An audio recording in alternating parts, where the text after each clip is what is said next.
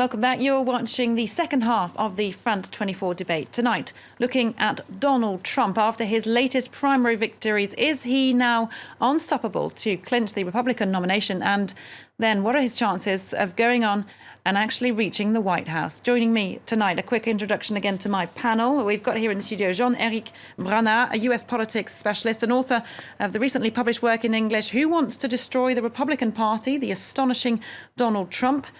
Joining us by satellite from Washington, D.C., we've got Dan Hazelwood, a Republican strategist and president of the Targeted Creative Communications, a political analyst who was in favor of Marco Rubio. We'll bring him in later. Also joining us from the US, we've got Patrick Brady, a former chairman of the Illinois Republican Party and founder of Next Generation Strategies. And we're also joined by Skype from Philadelphia by Michael Johns, co-founder of the National Tea Party movement and a former White House speechwriter. Thank you to all my panel for being with us tonight for this debate. Just to kick us off in this second half of the debate, I want to listen to something Donald Trump himself, the man we're all talking about, said after his victory in Florida, speaking out about how he hoped to be able to bring the Republican Party together. Let's take a listen. We have to bring our party together. We have to bring it together. We have something happening that actually makes the Republican Party probably the biggest political story anywhere in the world. And the people that are voting are Democrats are coming in, independents are coming in, and very, very importantly, people that never voted before. It's an incredible thing. All right, I want to bring in, first of all on this, Dan Hazelwood down the line from Washington. I mean, what do you make of this statement by Donald Trump that he's actually opening up support? He's bringing more people into the fold. Do you buy that?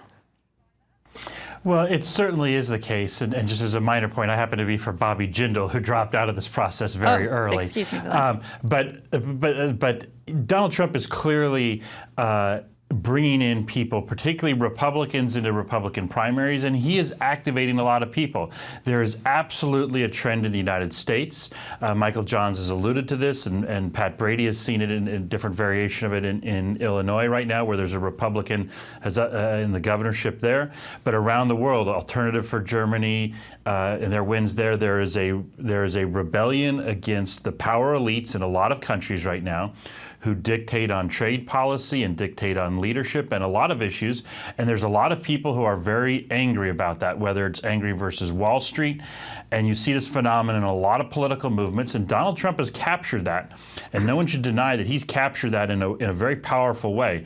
So he is activating and bringing a lot of people into the Republican Party. Now, the price, as Pat Brady just said, is there's a lot of rhetoric he's used that's made a lot of people very gravely concerned with the kind of rhetoric he employs. So the fact that we're beginning to see the next phase of Donald Trump is an interesting observation. And does he have the power to reinvent himself in a way that will make him formidable in the general election? Normally I would say that would be incredibly difficult, but people have, a lot of people, including clients of mine, have made mistakes of thinking that Donald Trump could be easily dismissed, and I wouldn't do that right now. No, Jean-Éric Brunard, I mean, you wrote a book entitled Who Wants to Destroy the Republican Party? Do you think he can do the opposite? And does he have the power, as Dan Hazelwood was saying, to reinvent himself and to bring actually more people into the fold? Maybe we can ask the question differently. The question could be, why do the people vote for Donald Trump? Because if we can answer this question, maybe we can answer to the question you just asked me at the moment, as knowing if he can unite the party.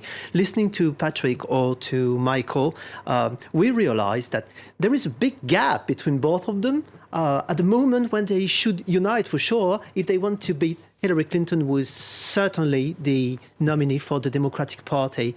So the question is Donald Trump appealing to those voters because he's got issues, he's got an answer to those issues, as Dan just said, or because he's a TV star, a kind of mediatic person, and that would be the reason why the people will vote for him, just because of celebrity? That's a real question, isn't it? So this is the question to solve first. Then the second question is, could the establishment get along with Donald Trump. We know that Irina Arch, for example, is getting around to Donald Trump, that Mitch McConnell started to have conversations with Donald Trump. Paul Ryan also said that he could get along with Donald Trump. So maybe there is a trend there and they could work together. This is what we're going to observe in the future weeks. That's highly interesting. But the question of issues is certainly the most important one. I'm not totally sure that the people who vote for Donald Trump are voting for a conservative basis. They are voting for some other reasons, and certainly that's the most odd thing. That's weird, isn't it? I mean, in this election, what we used to observe in the past election is not what we have right now. This is totally different. We have another movement, I would say, and this is what we have to solve first before saying if it's going to unite this party. Yeah, Michael Johns, let me bring you in here. I want to put some of those points to you. You're a co-founder of the National Tea Party movement, as we said. Do you think this is a turning point in US politics? Are they kind of the old bases of the parties and party support, are they being redrawn? Yeah, I think there were only two options available for the Republican Party. It was either going to redefine itself or it was going to be eradicated. It really had lost a lot of relevance. I think your typical grassroots Republican would have had a very difficult time even identifying what the Republican Party stood for in Washington, D.C. for the last few years. They've refused to really take any proactive steps to halt the agenda of this president. They've basically been complicit with it. And I think in a sense, the American people, and particularly in the Tea Party movement, which is now tens of millions of Americans that gave rise to the House and Senate victories in 2010, 2014, respectively, are asking themselves, we just overhauled Congress. Where's the progress? And so I think we are looking at a redefinition of the Republican Party based on contemporary political and economic realities in this country. I think it's hugely constructive. As far as, like Mitch McConnell and Paul Ryan and people like that go, hopefully they will see the value of the Trump candidacy. If they do, if they don't, Trump's prevailing. They had nothing but disparaging things to say about Trump when he was not a formidable candidate. Now that he is, of course, they're changing their line. And that's exactly the sort of political posturing that the American people have become disgusted with. I do hope that they will embrace Trump. I don't think we're at a point, I guess this is where I would differ with a number of the other panelists here. I don't think we're at a point where this election is too much more in doubt. I think Trump's ascendance to the nomination is going to be secured here in the coming weeks. And the issues then going to become exactly what you present. And that is, how is this Republican Party that sort of became outdated and in some respects irrelevant, how is it going to sort of be assimilated, if at all, into what is really the new emerging Republican Party, which I think is well positioned to win this general election and to bring in a whole new generation of Republican voters and activists and governance in the country. Okay, and another huge issue, there's so much we could talk about here, is assuming, if we dare, that Donald Trump does indeed win the Republican nomination, then that would probably set us up for a Donald Trump-Hillary Clinton clash. I mean, we can look at her delegate score coming out of Tuesday night's primaries, and she won decisive victories, putting her in the lead over Bernie Sanders. She's now got 1,599 delegates to his 844. She needs 2,800 or 383 to take the nomination, so she's edging closer there. What do we think would happen in terms of a Clinton-Trump clash? Patrick Brady, let me put that to you there. Do you think that Trump could beat Hillary Clinton? No, he gets creamed by Hillary Clinton. You can't have 8 in 10 Hispanics, the fastest growing demographic, the most important one to the Republicans going forward. 8 in 10 disapprove of Donald Trump and won't come out and vote for him, will actually work against him and win. You can't have the overwhelming majority of women who he's insulted. There's a new video out now about the insults that he's heaped upon women in the last year or so. They're not going to come out for you. I know here in the Chicago area, suburban women will not come out for him. So all the demographics that he needs to win, other than white males, which will only be 63, 64% of the electorate this time around, aren't going to vote for him. So in my view, a vote for Donald Trump is a vote for Hillary Clinton. There's absolutely, I don't care what anybody says on this panel, there's absolutely no way that if he goes against Hillary Clinton that he's going to prevail. Michael Johns, can I just get your view on that, and then I'll bring you back in? I just wanted to ask a question to Patrick, if I may. I know that John Kasich said he wouldn't be the VIP of Donald Trump, but in your opinion, don't you think this would change something in the mind of many voters? Because if you would have a ticket between Donald Trump and John Kasich, Kasich being the governor, the man who can govern the country, who is acceptable for foreigners, don't you think then the establishment, you for example, would vote for this ticket? No, because 4 in 10 Republicans right now say they will never vote for Donald Trump. If Donald Trump wins the nomination, 4 in 10 Republicans won't vote for him. That does include the groups that I mentioned before. So first of all, John Kasich said he would never be his vice president because John Kasich's a proven executive, a true conservative. The guy's got a track record of results, a track record of actually being and working for the Republican Party, who said he will never be Donald Trump's vice president. So it's not going to make a difference. And talking about that this nomination is over, that Donald Trump stands for certain principles.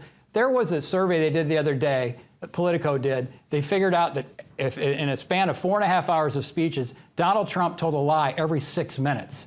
So to put him as standard bearer, the conservative movement, the party of limited government, strong national defense, equality of opportunity for everyone, it's kind of a farce to me that this would be the leader of the conservative movement. Which of those is he not providing? I mean, he clearly is limiting government. He's talking about moving education back to the locales through Common Core. He's talked about massive, significant tax cuts. He's talked about, really across the board, you mentioned national security. I mean, I don't think there's any question about that.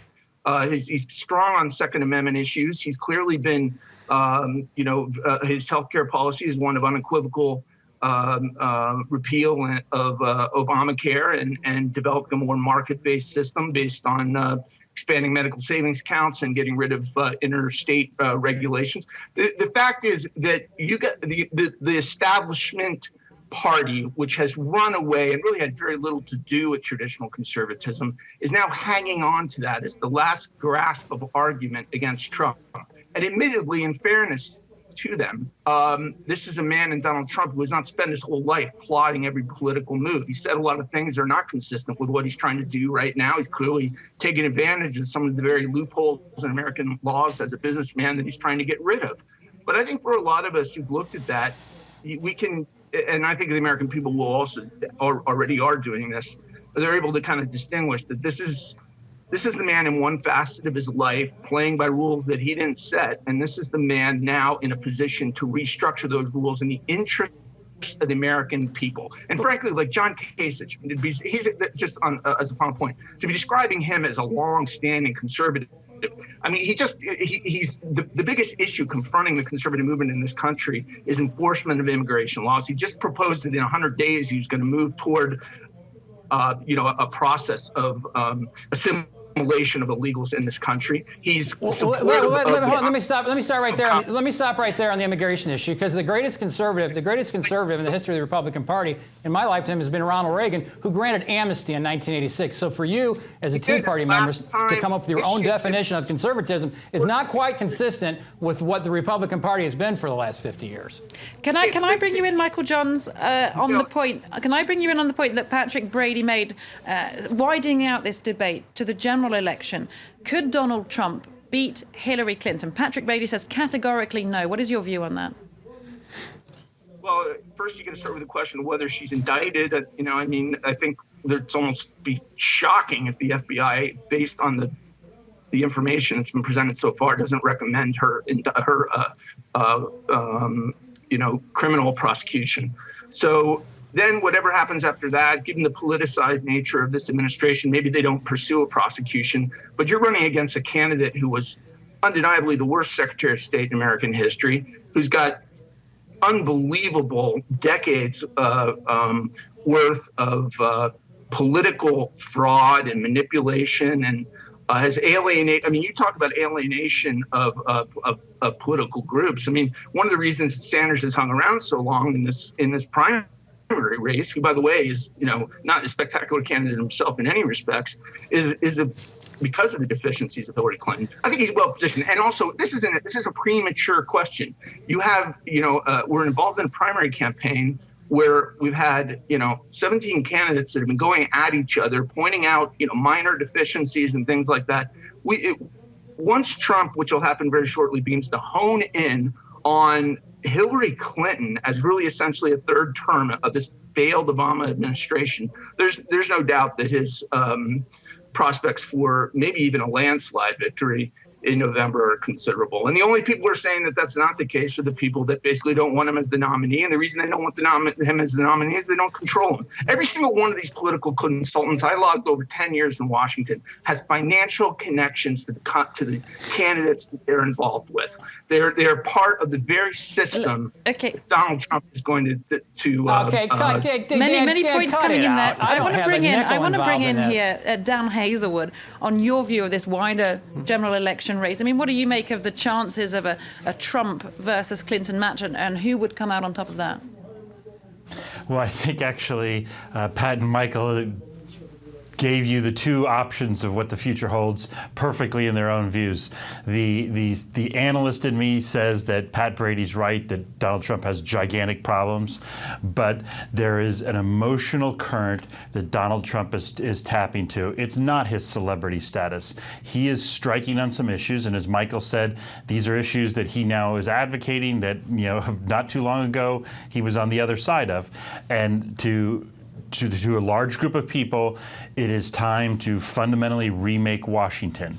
And does his critique, where he goes out and says that Wall Street's bad and Hillary Clinton is part of the problem, does he go out and say, Donald Trump is, in many cases, he criticized the U.S. intervention in Iraq recently. He's criticized the intervention in Libya. Does he say that Hillary is more of those? I mean, there is rhetorical points that Donald Trump can drive versus Hillary. The question is, will people look at that, or will they look at all the rhetoric and language that he's chosen that's pretty offensive to a lot of people, and where will they weigh that? The analyst in me, like I said, thinks that Pat Brady's more right than Michael, but you can see where the strength of the emotional argument that Michael's making is going to be something that is formidable. Do you think there will be people on the emotional scale, but on the opposite end of the political spectrum to Michael Johns, who will maybe would have voted for the Republican Party, but will stay away, or maybe will even go towards Hillary Clinton because they do not like Donald Trump so much because of some of his rhetoric? There's already a huge amount of people self-identifying in that, and one of the fascinating things that will go forward is, do those people continue to solidify in those position? Pat was talking about that there's something on the order of 4 in 10 Republican voters who are saying they'll never vote for that. How much of that holds? Some of that will probably lessen, but Donald Trump talking about trying to unify the party is the right message. He is the person who has to make it doable for people in order for that to happen. Yes.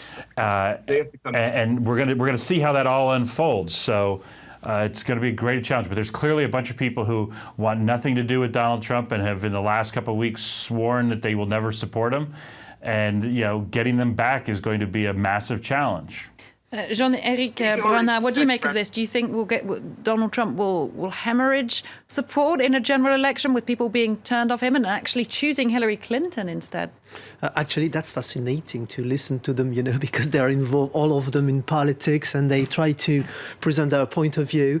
I've got a different idea about what's going on in the United States right now, because if we could have recorded what we just said and go back 4 years ago and make them listen to what they just said, they would have said, oh no, we want to protect the Republican Party. Right now, they are too destroying the Republican Party, I have to say. It's quite fascinating. There are two sides, and actually it's just like if they were not from the same party. There are two Republican parties. The Republican Party of Michael and the one of Dan and Patrick, really. The question is, could Donald Trump unite those people? We know that, yes, it's possible. What he's done yesterday, winning in Illinois, he won in Michigan that was just a week ago. So he can do that. He won in the South. He won in the West, in Nevada. So he proved he's able to win everywhere. So we've been told also that people backing Donald Trump are old people, non-educated people.